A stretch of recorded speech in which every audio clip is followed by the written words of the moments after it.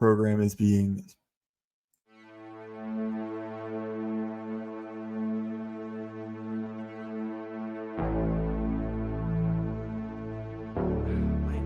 it ain't complicated, you know, man. Like a damn Rubik's Cube, man. You like talking about blue, red, man, then you get to one side and like messing up. So I'm very excited to speak with Malcolm Collins, highly requested guest. My longtime listener, friend, Dan, is very much excited for this, and I know a number of people are as well. But before I get into it, just a brief word from our sponsor, Axios.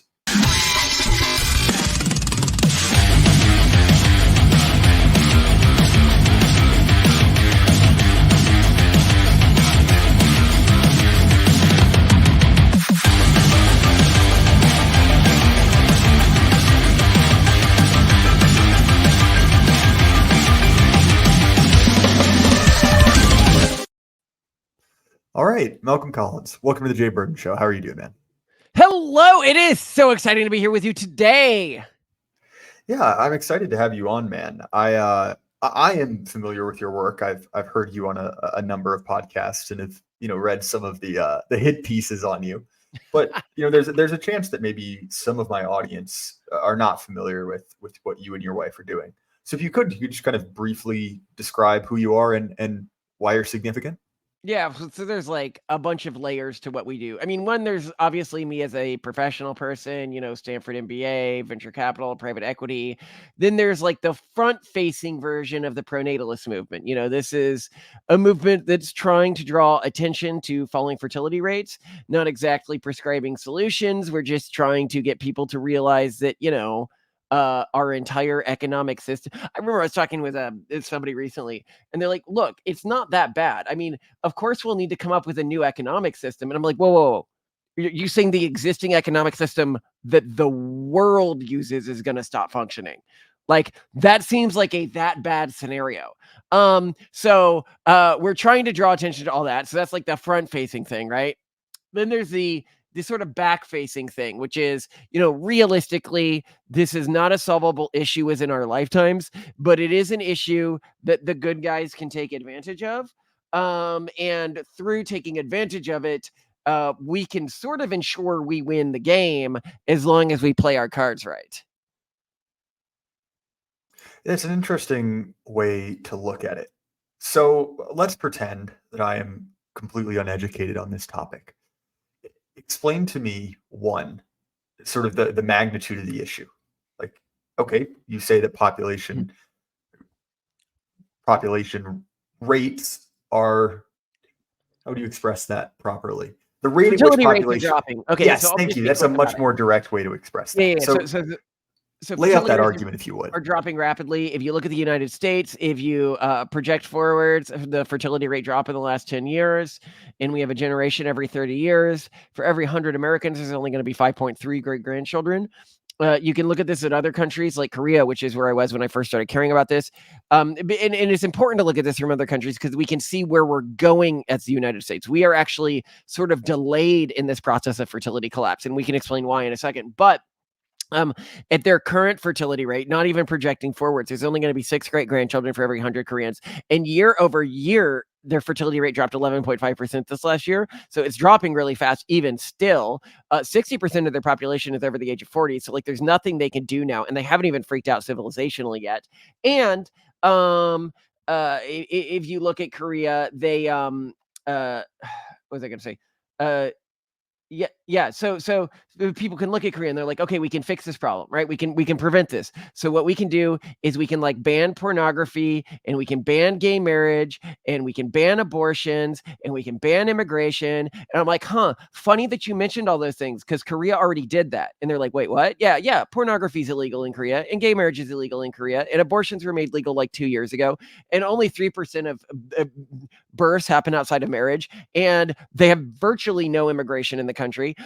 So the problem is that many of the and then there's this whole like, oh well, we can give money to parents or whatever, and in the right-wing media this got like played up, this whole hungry thing, right? But people didn't understand that like the people who were saying it worked were the politicians who were pushing it. But if you actually look at the numbers in Hungary right now, their birth rates are lower than they have ever been in their entire history, and the fertility increase was lower due to a 5% of their GDP being spent on this than their neighboring countries. So like the problem is apocalyptic in that respect, but then there's the whole economic system respect, which is to say, okay, our entire economic system has been growing on average for like all of human history, but that's because the number of producers and consumers has been growing exponentially. The productivity per producer has only been growing linearly, and you can look at marks of this for like the past 200 years. And this has been true for 200 years. And people are like, well, technology has been growing exponentially. Yeah, but it hasn't affected the economic production at an exponential rate.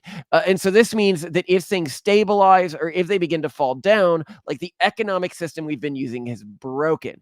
And even if you don't consider the fact that we've like leveraged every layer of our economy, i.e., taking out the maximum amount of debt, which is a magical thing, which increases the prosperity when things are growing, but exponentially decreases it when they shrink.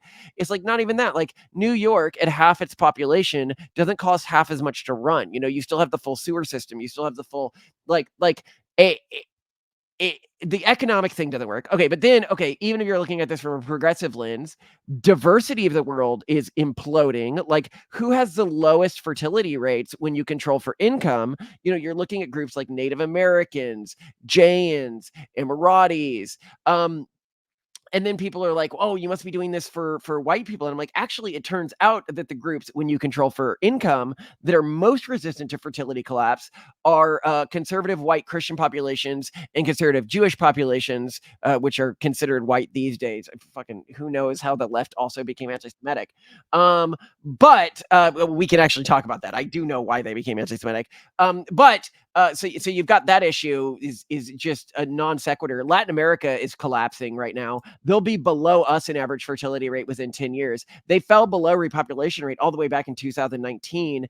And the word that's being used by many demographers is vertiginous. You know, you can look at a country like Uruguay, where the fertility rate went from above repopulation rate 7 years ago to only 1.3 today, which is basically halving their population every generation. Argentina, so the incoming class in 2024 of 4-year-olds going into kindergarten is going to be 30% less than it was just 4 years ago. You know, it is apocalyptic there. But then you've got the bigger problem, which is that this has created this sort of stalemate in our society where you have these high fertility groups, right? Like the conservative Christian, Jewish, Muslim, whatever groups, right? And then the society is dominated by this incredibly low fertility group that we call the urban monoculture, that controls the education system, that controls media, and that can only repopulate itself by taking children from high fertility cultural groups and brainwashing them, converting them, whatever word you want to use. But this is I think the core cultural and political conflict of this next century. So there's a lot that I want to unpack there. So first of all, I want to sort of restate your claim about the danger this poses to the world economic order. Your claim is effectively the reason the economy has grown is because we have increased productivity slightly on an individual producer level, Mm-hmm. but on a massive scale just due to the increase in number of producers, right? And so effectively, just because there are more mouths to feed, right, that creates more demand, there are more people working. That is where the growth has come from. And albeit we could admit that technology has played a role, not nearly as much in relation to the growth in population. So that's your claim, correct? Yes, and there's nothing we can do to fix that. Our movement isn't about fixing that. Population collapses in the developed world no matter what. And not even in the developed world, in the developing world, but worse than that, the more economically productive a region is within the developed world, the lower their fertility rate is going to be. So next, right, you chronicled the kind of traditional conservative responses to low birth rates, right, which is things like banning pornography, banning gay marriage, the kind of family subsidies we see in Hungary, excuse me. So effectively, right, we can take those off the table. Though the reason I'm going through this so methodically, right, is to sort of guide the conversation forward. I'm not going to address these points once we've already done so. Well, yeah, when it's not just Hungary. I mean, South Korea has spent around $300 billion trying to increase fertility rates. So they're now giving out, it looks like around 50,000 per kid, and the fertility rate's not increasing. Fair enough.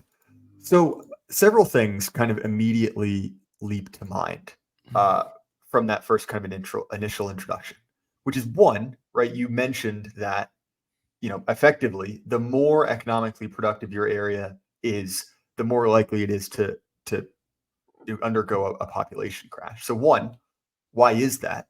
And two, right? Why do traditional conservative answers not address that issue? Yeah, so to your first question, a lot of people look at this and they're like, the fertility crisis started in the 1970s. And you go, why did the fertility crisis start in the 1970s? And they go, well, that's when some countries started falling below repopulation rate.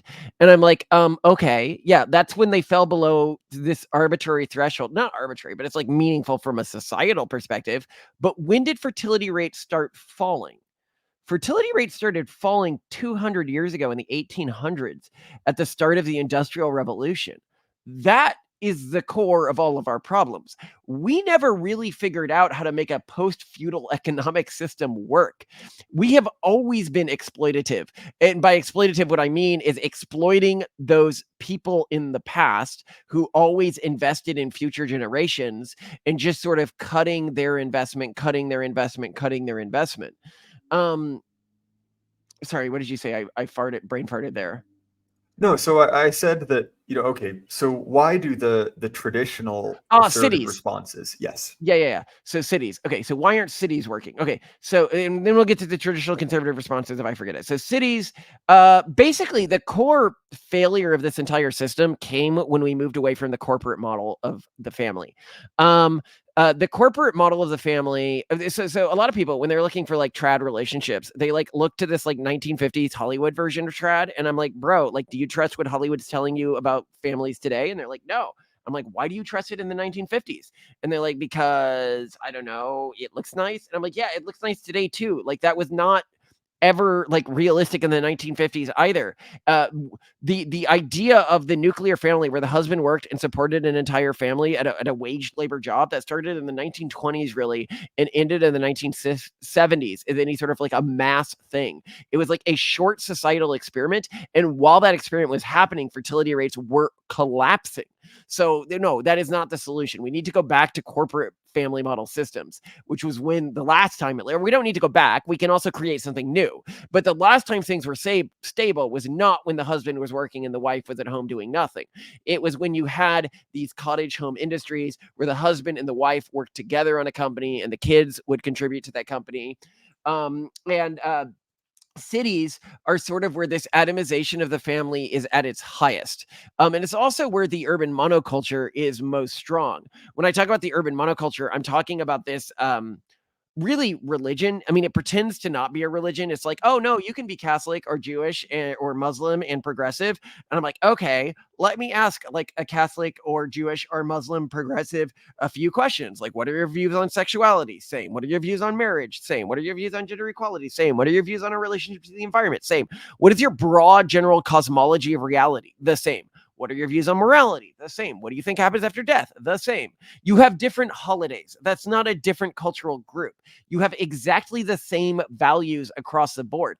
If I ask those same questions to conservative Muslims, conservative Jews, conservative, even like different groups of Christians, like Protestants and Catholics, they're going to be wildly different answers.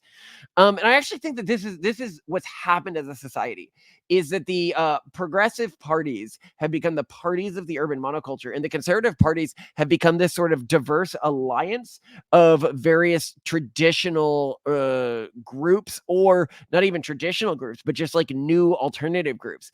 And when I say this, progressives are like, how could you ever say that?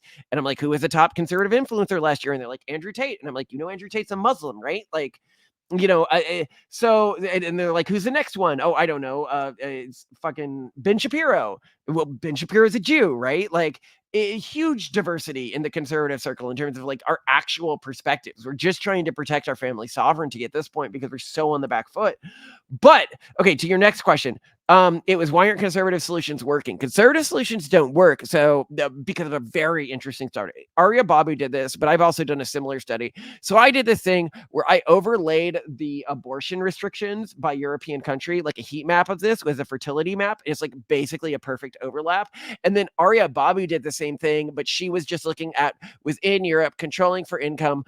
What is the fertility rate of a country, when contrasted with even like direct to fertility questions, like a woman's role is raising kids. And the more conservative on average a country was, the lower its fertility rate. Now, this is very interesting because the more conservative on average a population is, the higher its fertility rate. So why is this happening? The reason it's happening, and I think that Korea is a good example of this, is you cannot put your culture in a mech suit. By that, what I mean is if you put yourself in like this mechanized suit that's like meant to move all your joints and give you like 100 times the power you have, i.e., the government like reinforcing your religious community, then all your muscles atrophy. The reason that religions give us bans on things and restrictions on things is we are supposed to be exposed to those things and learn to resist temptation. We only help the devil by removing temptation from our lives. And I think that that's what's happening there. Well, I think that, in a way, the hmm, and I'm going to have to speak delicately on this issue because it uh, will make some people kind of irrationally angry, right? But when we're talking about mapping abortion onto fertility, right? There's obviously a direct correlation, right? Which is if you're killing less babies, there will be more babies. Oh, no, Uh, no, I meant the correlation is inverse. The higher restrictions a country has on abortion, the lower their fertility rate. well, no. This is exactly my point, right? Mhm. But it is sort of, and this is something that I see often in the conservative movement that I get quite frustrated at, right? Which is that they're charging the cape and not the bullfighter, right? That they're sort of going for a completely separate excuse me, a completely separate variable from the real problem they're looking to solve. And don't get me wrong, abortion as a moral issue is a completely separate discussion from what I'm having. Oh, But and we nonetheless, agree. My wife is running for office right now as a conservative politician, and she wants to restrict abortion access further in our state for moral reasons, but it's not a pro-natalist issue. exactly, and that was merely the point that I wanted to make. So I want to throw something at you and see how you react, right? So a good buddy of mine, writes under the name Black Horse, has spoke about kind of post modernity as a genetic bottleneck. You'll see a very similar phrase in Ed Dutton's work. And his point is effectively that the human population has gone through multiple genetic bottlenecks before, right? The Black Death is kind of the easiest example to hand. And his point is effectively, and I think that your point about the way that this kind of like uh, godless, city-based religion kind of hoovering up the best and brightest from other populations is quite apt, right? Is that effectively the bottleneck we're seeing is not sort of a literal physical challenge, right? It is not, is your immune system resilient to XYZ pathogen? But it's effectively, are you capable of resisting sort of an ideological virus, right? A me. Like, can you basically resist that? And, obviously there's a thesis that you hear from, people like Dutton that I don't agree with, which is that basically, we'll all be fine because more right-leaning groups, largely speaking, are reproducing, whereas progressives are not. And to me, right, there are kind of two flaws in that argument. One, progressives will use that as sort of a messy term to describe that group, right? Well, they don't need to have children. They don't reproduce that way. They have a different reproduction strategy. But also, progressives have another tool, which is just to import an effectively infinite number of people to be on their side of any issue. And so I'm curious, how do you think that kind of general model of the genetic bottleneck is true, or it's basically, can you get your foot through the gate? And then kind of more broadly speaking, what are your thoughts about kind of the progressive reproduction cycle, if you will? And then lastly, I realize this is three very broad questions that I've just kind of slapped in your face. How do you think that the issue of immigration or migration plays into that? Okay, so you have immediately gone to the top of the roller coaster with this question. We are about to head into to the crazy train. Um, and because of that, it's a question I can answer from a theological perspective or a secular perspective. I guess I'll start with a secular perspective, and if you want a theological perspective, you can let me know. But we call this particular question the Valley of the Lotus Eaters. So the Valley of the Lotus Eaters means our civilization right now. So people who aren't familiar with the myth of the Lotus Eaters or the Greek myth of the Lotus Eaters, it was this island that Odysseus, I believe Odysseus went to. If you ate any of the flowers, they were so full of like pleasure, and when you drank of their nectar, it was like the perfect hedonist output, and it would trap you and you couldn't leave. And our species right now is traveling through that valley. We have access to all of the pleasures we can want, and it's only getting worse. We haven't even dealt with fully automated AI girlfriends that you can have like tactile contact with.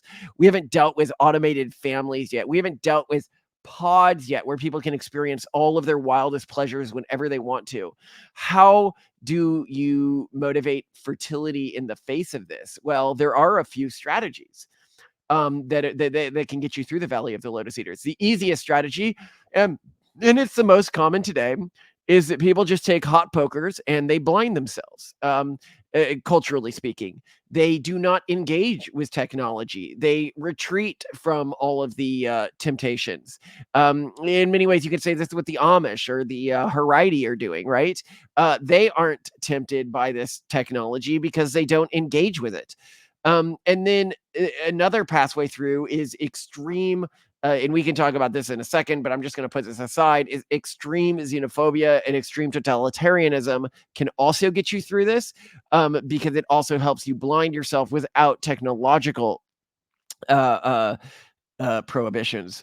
The pro-natalist movement, what it really is it's an alliance of the people who get through the Valley of the Lotus Eaters with pluralism in mind. And by pluralism, I mean that they are okay with people different from them existing, not that they like have some sort of aesthetic pluralist value. They just understand that they're not one of the dominant cultural groups of the world.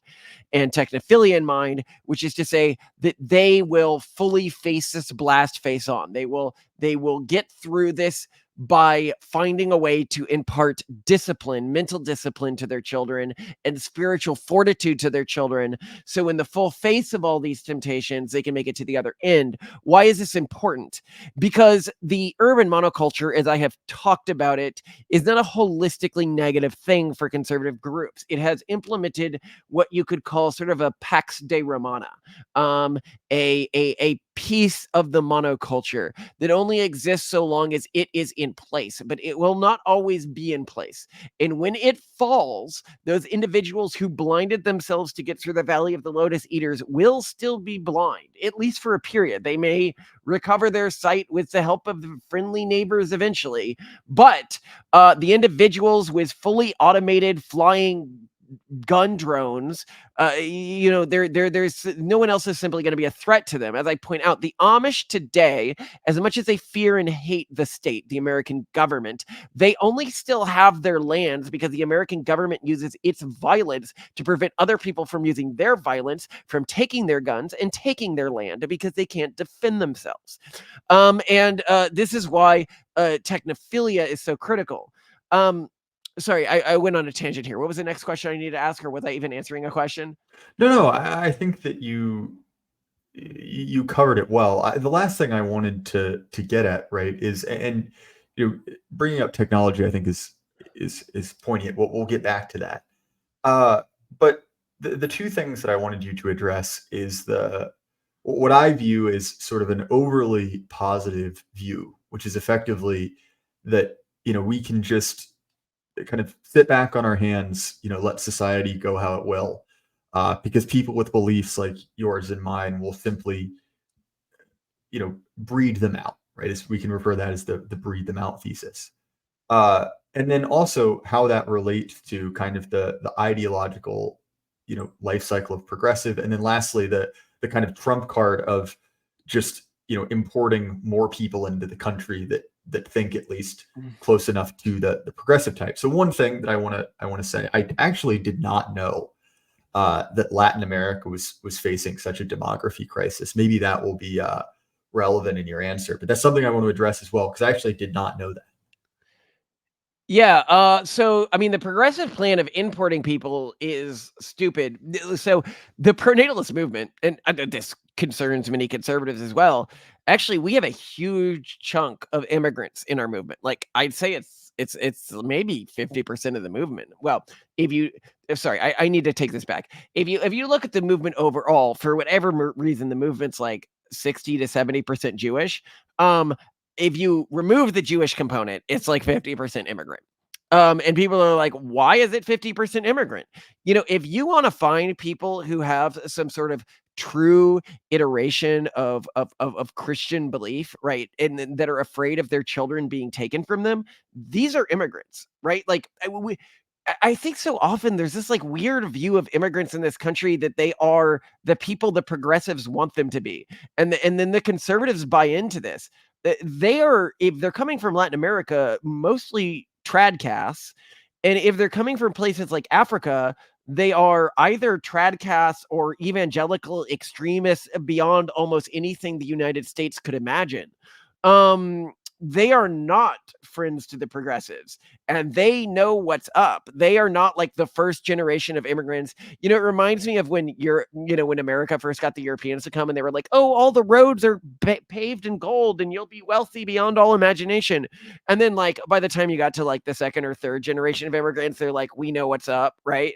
That's the immigrants today. They're like, yeah, we know what's up. You want our children, and we're not playing that game anymore.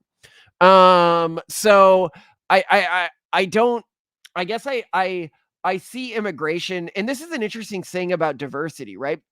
So if you look at when you control for wealth, the countries that are like unreasonably above repopulation rate, you're looking at countries like the United States and Israel.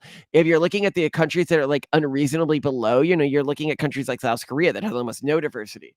And so the question is why does diversity increase fertility rate? I assume it's something of a like a bystander effect, but at a societal level, which is to say when you walk by people who are like different from you, you're like, oh, my fertility rate matters.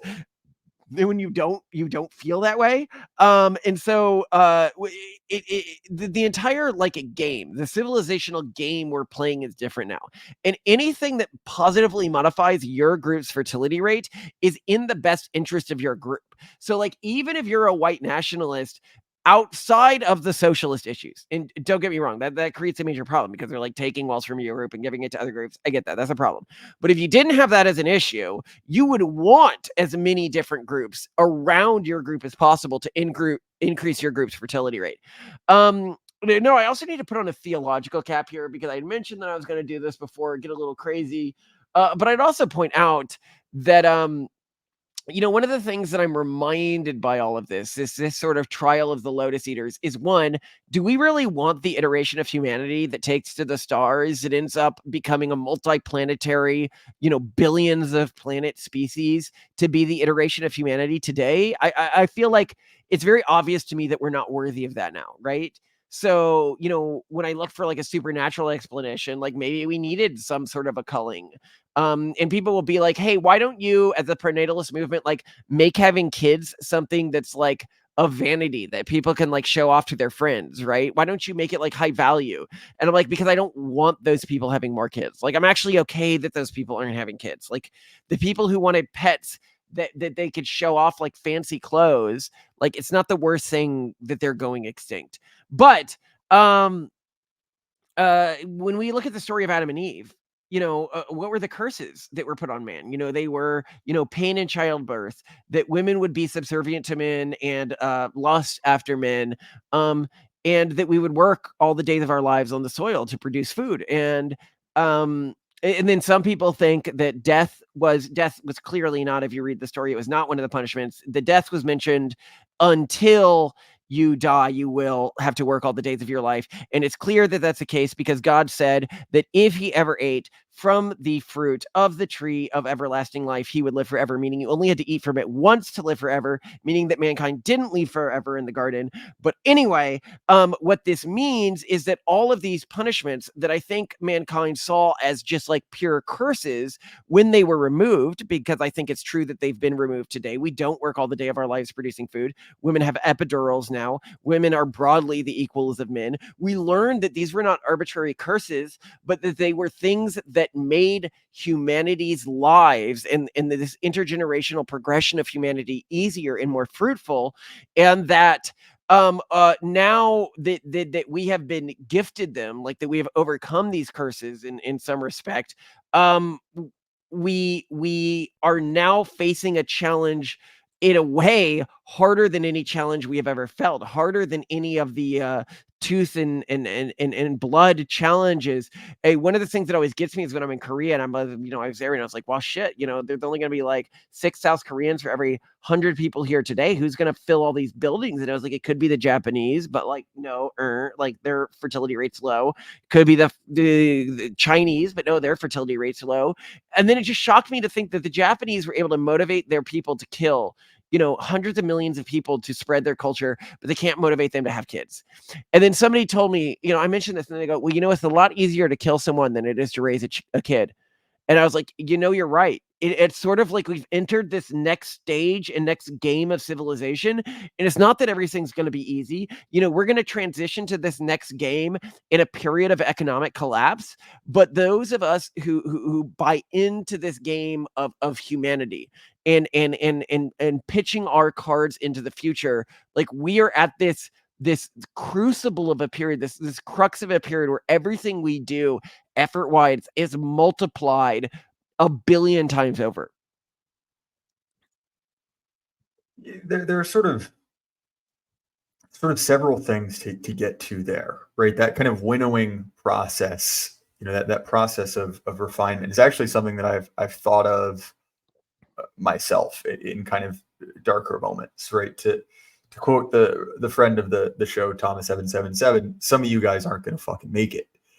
And I think that's actually, your point about Adam and Eve is an apt one. The traditional Christian answer for the question is, well, why did God tell Noah, that after the flood, man's life would be limited to 120 years? Is effectively, well, it was out of love for him, right? So that his corruption couldn't grow. And, you spoke about those kind of, curses, like, you will work all day, you will travail in childbirth.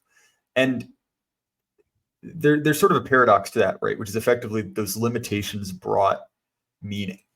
And one of the things that I think was particularly interesting over COVID, right, is that the argument of universal basic income, which basically ran, well, if we just meet everyone's, core basic needs, they don't need to go to work to have an apartment or to, have access to utilities or whatever. Well, we will see an explosion of creativity and productivity. The next 10 Michelangelos will be built. And well, look, like, there were certainly some people who were more productive on their lockdown than others. That by and large did not materialize, right? And so that core, I guess, argument of liberation, right? Liberation as the kind of perfecting agent in humanity, I think that has largely been kind of, at least in recent experience, we can say that has holes in it, to put it mildly. And, again, to your point about the kind of, need for, perfection, it's something I think about, having read, Spengler, right? Which is this idea of the cycle of civilizations, right? That at a certain point you are in a civilizational winter, and you and I, Malcolm, we are tainted by that winter. And, it is simply not possible for you and I to go back and embody the spirit of a different age. But, right, there is sort of a nature to which every civilization contains the chrysalis of another one, right? In many ways, a greater one, right? So Greece comes and goes, and what comes from it, right? What comes is Rome. And obviously, that's a profoundly anti-progressive idea, right? Progress is not a linear thing. We're not simply getting better just by virtue of kind of sequential years happening. But nonetheless, I think those are, interesting ideas when we look at a society that does seem to be even if simply on a demographic level, uh, dying, right? Kind of unable to keep its own head above water. Yeah, so I want to pull on so many issues here. This idea that there might have been a number of great artists, they're not artists, thinkers, whatever, born during this period of COVID. Like, I don't know if I disagree with that. I actually think, when I look at the online producers who emerged during this era, who might be seen alongside the great artists of history. So for example, I think of people like BAP. Now, of course, the urban monoculture would see him as this monster of a person, but I see his what he produces to me looks like what would be called a new form of art in the future, or what's been produced by 4chan, or what's been produced by, I think that right now we live in a society that is controlled by a nihilistic cult, and it hides from all of us the artistic, honestly, I think renaissance that's happening underneath the scene. That said, I do believe we're in a collapsing culture. We are in a collapsing culture. We are in a culture that is heading towards a dark age. However, this isn't the first dark age, and when we look at the beginnings of the last dark age, we can see what happened. You had the people who tried to go back to the past. They tried to go back to the way things used to be. And these, in the Roman period, were the people who returned to the mystery cults. These were really common during that period. The mystery cults of the ancient pagans, and going back and reaffirming their ways. And then you had the people who said, no, like let's look to something new. And these were all of the early Christian theologians, right? Who were experimenting and who were talking amongst each other and who set the framework. Like, this was like a new, weird experiment of that time period. And they set the framework of what became the current civilization. And I think that those of us who take this old Judeo-Christian model and build upon it, as it's been built upon many times throughout its history, it's never really been static, are the ones who are serving the path, and playing this unique role. I mean, imagine if you could have been in the room when the canon biblical texts were being chosen. Like, imagine you could have been there in the very early days of the church. Like, these people had so much impact, and that's the role you can choose to play today. I mean, do you want to be sad that you're in a collapsing Roman Empire, or do you want to be thrilled at the opportunity that you're in this renaissance of ideas that's going to impact the future so holistically? I think that that's a good way to look at it. Obviously, yeah, just kind of by temperament, I don't have the rosiest view on the future, but nonetheless, right?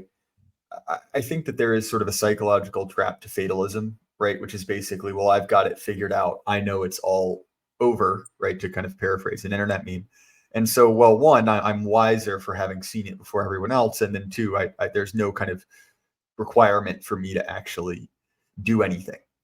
So, we have, mentioned kind of multiple times, right, the catastrophic consequences, right, of population collapse. We've mentioned kind of the inability of, traditional Christian answers to kind of address those problems. But, and maybe this is something that if I were a better podcaster, I would have asked you earlier in this interview, but quite simply, like, what solutions do the pro-natalist movement offer? Again, if we've already discounted kind of making it a fashion choice to have lots of children. Cultural. Cultural. In the same way that the early Christian movement was a cultural solution to the problems the empire was having. If I look between populations, who has a lot of kids? It's the weird people. It's the Amish. It's the Haredi. It's the people like me. It's the people like Elon. And they'll say, "Oh, they're all such weirdos. Why do they have so many kids?" And we are only weird when weird is defined by distance from the dominant cultural group, where the dominant cultural group is the urban monoculture. This is how we win, by being weird. But when I say weird, I mean by being willing to think outside the box that our society has presented for us. And there, you know, I'm just so desperately optimistic for the future. We can look at this age of collapse and feel bad about it, and things will get worse. But we've got thinking machines now. This is insane. And these thinking machines, they disrupt, the cycles happen faster. They happen faster every time, right? Between like the last dark age and this dark age. And I think that this dark age will be over before it even begins, but in a way that a lot of people aren't anticipating.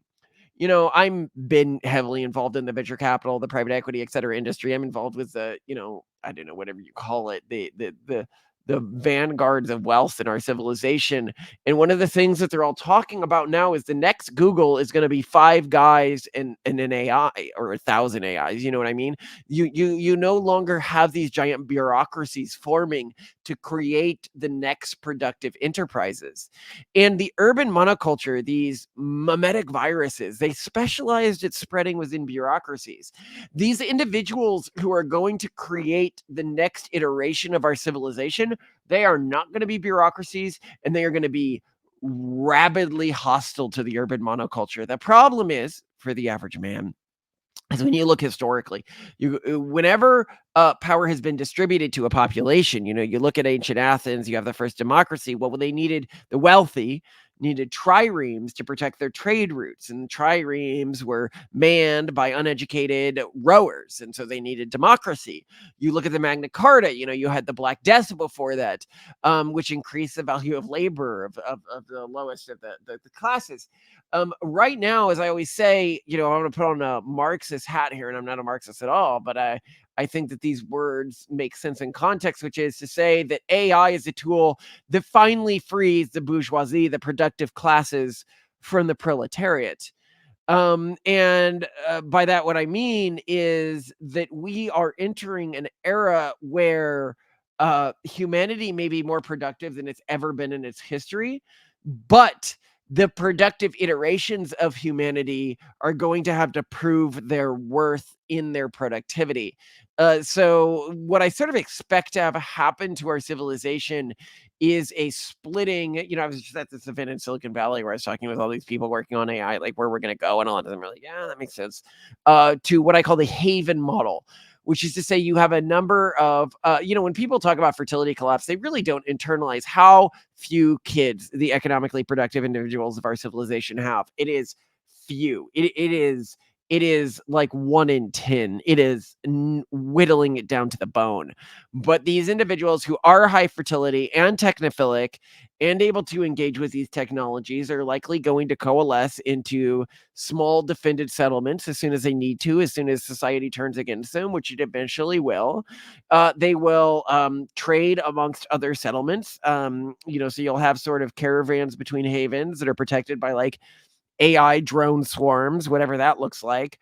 And these havens will be a level of utopia unlike anything we see on Earth today. It'll just be an environment of hostility and of having to prove oneself productive and capable, which of course the urban monoculture can't even imagine that somebody might just be thrown out by society because they aren't productive. But that's again the world we're heading into. Yeah, that's an interesting point there. I'm sort of reminded of of what you said earlier about the kind of the false trap of over romanticization of the 1950s. I can't remember who it was. It was some conservative commentator that effectively said everyone is nostalgic for Pat Buchanan's childhood, and in that, right, we talk about the kind of the core problem of moving from what you, I believe you described as a corporate family structure to kind of the nuclear family. And so I'm curious, right? We've been kind of talking on and off again about limitation, right? And obviously, the advantage of moving to a corporate family structure is that the human race continues to exist, right? That there continue to be people around to take advantage of the technology we've sort of amassed as a culture. But just playing devil's advocate here, right? Like, will there not be downsides to this, right? Both in a loss in personal autonomy but also in kind of a loss of people who can be turned to productive ends. For instance, if roughly half of our workforce is no longer kind of fully devoted to working, undoubtedly, that will cause a problem. Again, playing devil's advocate here. Yeah, but I was talking about this in a theological sense. I'm like, well, so if these curses given to Adam and Eve have been lifted, what we have learned is that things are astronomically harder in this world. These were not curses. God did not curse man for good and evil. He put little when you bowl and you don't know how to bowl correctly, and so they put those little fluffy things in the gutter lane so that the ball can't actually go in the gutter. That's what we were dealing with. But now they're gone and things are hard, really hard. And God, there was something you said that I really wanted to dig into here. But I can't remember what it was. What were the questions again? So I was just bringing up the the downside to a move to a corporate family structure, right? Which on one hand is a loss of personal autonomy, right? If you, for instance, I believe you have 8 children, right? If you have 8 children, obviously you have less. No, we're only at 4 now. Oh, you're We only do 4? one Never every year. mind. The oldest is 4. Oh, well, fair enough then. Point is, so you have quite a number of children. Let's just say, for the sake of the argument, you have 8. You will have personally less financial freedom, but also, right, if we kind of scale that corporate family structure up, if we accept the fact that currently roughly one half of our workforce is female, and a great number of those women will be involved in taking care of children, will that not create similar economic problems to a wide scale decrease in the workforce from there simply being less babies, right? So playing devil's advocate here, sort of what is the downsides to this sort of move you advocate for? I guess the workforce doesn't even matter anymore. Like, it's all being operated on an individualist level at this point. We are trying to create adaptions to our cultures that can help us get us through this crucible. And this is one of the things I'd say, like, a lot of people come to me and they go, "Oh, well, I'll just go back to the way things used to be." Right? I'll go back to an older culture. And I'm like, "You cannot face down a Gatling gun with a spear. Like, you are taking a pre-industrially optimized cultural group and trying to target the urban monoculture. You will be slaughtered. Your kids will be taken from you. They'll be castrated and they'll be marched through the streets in parades that are humble Rome's triumphs. Um, you do not understand how much more difficult the situation is than the situation you grew up in. This is not the line of change in terms of the aggressiveness of the urban monoculture has not been linear. It's been asymptotic. If you send your kids to public school, if you don't find some alternative for them, or you don't properly prep them to understand that they are in a genuinely hostile world, you might as well be sending a calf to the meat processing plant, because that's what's going to happen to them. But the rewards for this, because the game is so much harder or so much higher. I don't know. Maybe I didn't answer your question there. Oh, you did. So I guess, and maybe I'm missing the point here, right? But it seems to me that your recent assertion the workforce doesn't matter would seem to contradict your sort of previous point that the main reason that population decline is an issue is that. Yeah. Well, no, I mean, so the entire economic system's gonna collapse, and that's why the workforce doesn't matter. So the collapse will happen at the same time as we transition to an AI workforce. It will be used to justify the transition, but it will also mean that the wealthy and the powerful in our society care about the productive even less than they have historically. So effectively, breaking any sort of connection between the ruling class and any kind of like productive class. And Hold on, but the ruling class isn't gonna be the ruling class of today. The Okay. ruling class of today is those who excelled within bureaucratic systems. The Okay. ruling class of tomorrow is the genuinely productive. Those who are able to become the ruling class in the age of AI, they are going to replace Google with a 10-person team. They are going to replace Facebook with a 10-person team. They are going to replace the United States government with a 10-person team.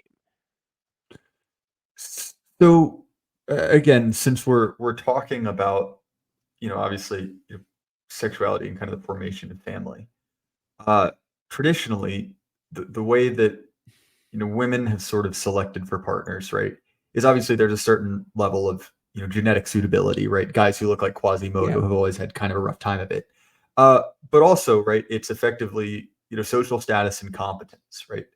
I And, actually and so, I'm going to push back here in a little bit. Well, not in a little bit. Historically, you're right, but it's important to understand. And we mentioned this on a podcast. I don't know. You've seen the Trolls movie? But I'm saying we're moving to a society of Bergens, of a portion of humanity. If you look at fertility rates, you see two really high fertility rate groups. It's the ultra wealthy, the ultra disciplined, the ultra spiritual, and then at the other end, it is the ultra poor and the ultra undisciplined, etc. And so this is in genetics what you would call behavioral isolation. Two groups. So you can have a geographic isolation, like a stream forms between two groups and it separates them, or you can have behavioral isolation, like one group becomes nocturnal and one group is only active during the day, or like different mating rituals. And that's what we have happening right now. And so uh what's happening is that some people are basically undergoing an additional test that they historically wouldn't have undergone, and then other people are able to surpass this sort of test by completely ignoring it, you could almost say.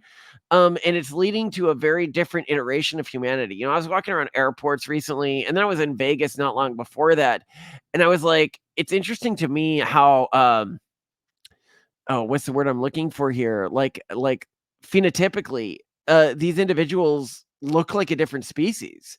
Like much different from the people I know than like racial differences. well, it's something that I've noticed. That I mentioned in a conversation with Z-Man, specifically talking about Gen Z. The Gen Z is effectively speciated. It has become two distinct populations. And in many ways, COVID sort of accelerated that, right? Because you had a population of people who was, locked indoors, afraid of their own shadow, and kind of glued to their phones, and then another population that was like, yeah, whatever, life goes on. And so, sort of, once the Morlocks kind of came out of their bunkers, so to speak, a lot of things had changed. And so, your point about kind of like different species of human almost, and obviously that's a term that's sort of tainted by remnants of 20th century racism. It's not what I'm trying to imply, but it does sort of seem like we're breaking off into different populations. Yeah, we are. I think that genuinely by the data we are. This is what behavioral isolation looks like. And it's been made worse by child support laws. And a lot of people are like, what do child support laws have to do with anything? Well, it used to be that if you had some competent portion of the population that was outcompeting other parts of the population, they would outbreed. The men of the population would go and they would sleep with women from other socioeconomic groups. But now, because they are fully financially responsible for children of those unions, that doesn't happen anymore, which allows for true genetic isolation, which is just fascinating to me. But it also means like basically the entire game is getting harder. Like some people are like, do you mourn the fact that so many worthy men won't find partners? And I'm like, no, because the very worthiest will. It's harder for the next generation. I agree with that. But in a way, you could almost say that humanity, and this is sort of true across groups. And this is actually a really interesting thing when people accuse us of being racist, and I point out, well, it doesn't even make sense because like if you look at IQ in the general population from a genetic standpoint, well, not even from a genetic standpoint, you can just look at the developed world. In the developed world, if you measure IQ over time, it looks like we're going to deal with a 1 standard deviation decrease within the next 75 years. If you look at the polygenic scores affiliated with IQ, like the genetic correlates to IQ, they are also the highest of all the genetic scores correlated with low fertility rates. If you look at them also in genetic databases over time, they're appearing at lower levels. So the mean beginning score of a population, whether it's IQ or anything else proficiency wise, is really irrelevant because it gets wiped out in just like 3 generations. What really matters is the cultural practices of a community. Where is the tide taking them, not where are they right now? And so what you're looking for is groups and cultures, and this is why culture is everything here. Cultures where high IQ is rewarded. And here's one of the things I want to you were talking about like going back to the old days. I remember what I was thinking here earlier in your conversation, like, oh, the whole trad wife problem and everything like that. And that wasn't really the way things were. Is the Federalist. The Federalist, it's a conservative paper, if you aren't familiar, wrote a piece on me and my wife. Because we do polygenic selection with our embryos. So we create our children, and then we do polygenic selection. We decide which are the fittest and we implant those. And they go, oh, they play this sick game with their kids where only the strongest survive. And I'm like, that's because, you look at it, how trad is that? That's Spartan, right? We look to these trad ideals without realizing that traditionalism spans the entire gambit of history. And we can take what works best from the best cultures. You can take Cryptea from the Spartans, for example. One of the things we teach our kids, our oldest kid, for example, is to be sneaky and cunning. We don't tell him not to lie. We tell him not to get caught. When his brother is crying, he's crying over a toy because his brother is playing with a toy, and we go to him and we say, hey, you are not allowed to take that toy from your brother. If you do, I will slap you. I'll bop you, right? But if your brother gets bored of that toy and you take it and you put it in your bed, we will not punish you. You got to be sneaky, right? You got to take that toy from him when he doesn't notice, because he only wants it because you want it, and you only want it because he wants it. So be sneaky. And this style of parenting has been completely forgotten. Yet it was the traditionalist way of raising kids. Well, fair enough. I think that is a particularly interesting thesis. So, Malcolm, we're coming up on the hour, and if people are perhaps interested in your work, I know that you have a YouTube channel. I watched some of your videos in preparation for this, but where can people find more of what you and your wife do? Well, I hope our YouTube channel wasn't too insane. It's called Based Camp, but you can just look up Malcolm Collins or Simone Collins. My wife and I do this together, pretty much anything. So we got podcasts, we got YouTube, we got Substacks, whatever you want. It's all the same content. We also have a book series. The best of the book series, I think, is The Pragmatist Guide to Crafting Religion. Although I would add one thing to The Pragmatist Guide to Crafting Religion, because we're really trying to help either help people who grew up atheists and realize, hey, maybe that religion thing actually had a point, return to that, recreate that, or people who grew up in these religious systems, build stronger iterations. And I do want to put a warning here, because I think a lot of your viewers will probably be in this religious camp. The biggest update you need, like the biggest hole in the back of your armor that you guys have, is sexuality. Historically, cultural groups that banned discussion of sexuality and banned consumption of porn outcompeted their neighbors, both because groups that were not homophobic, and you can see this across the world. Any long-lived successful cultural group, whether it's in the US, Europe, Africa, China, whatever, is going to have some level of homophobia. Why? Because that increased their fertility rate and helped them outcompete their neighbors. So but then they also will do things like ban porn, because that increases the amount of time they spend sleeping with their partner. But the problem is you guys are not the dominant groups anymore. And this huge hole you have in the back of your system of, we just don't talk about this with our kids, or we just ban this, or we just say this is bad, is a place where the malevolent forces can come in and plug in a USB, or you're not air gapped anymore. And it can contain a mimetic structure or architecture that is self-replicating and can eventually crowd out everything you're doing. And so I want to just warn people that is your Achilles heel. The other Achilles heel is if my kid, it's this belief that like if my kid strayed from our religion or cultural system, I would punish him. All you're telling me when you tell me that, and so many people tell me this, is that they wouldn't tell you if they were straying. And so we have to develop new systems where they stay within them because of what is patently true, which is the urban monoculture leads to psychological issues. It leads to a psychological breakdown, really, mental health issues, depression, anxiety. It doesn't work. These people aren't happy. Just point to that. Don't over focus on the rules and the sin and all that. But anyway, you can check us out on Basecamp. You can check out our books, and we are so excited to have you. And I'd be so excited to come on again if you are open to my random, insane rants. Yeah, definitely. This was a fascinating conversation. I always enjoy talking to people who say things that are not necessarily things that I would have thought of. It keeps you light. It keeps you nimble. And, again, I mean that with all due respect.